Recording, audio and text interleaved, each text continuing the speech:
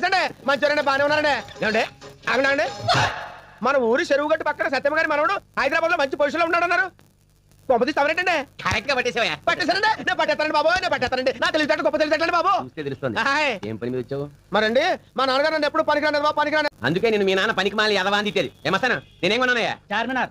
ఓహో చాలా గవర్నర్ తోటి సీఎం తోటి కూడా చెప్పించిన. అయ్యి బాబా కోపడతారేంటండి ఒక వస్తువు కొనుక్కునేటప్పుడు కాస్త మంచి చెడ్డ చూసుకుంటా కదండి అవును నాకు సందేహం అండి అడుగు.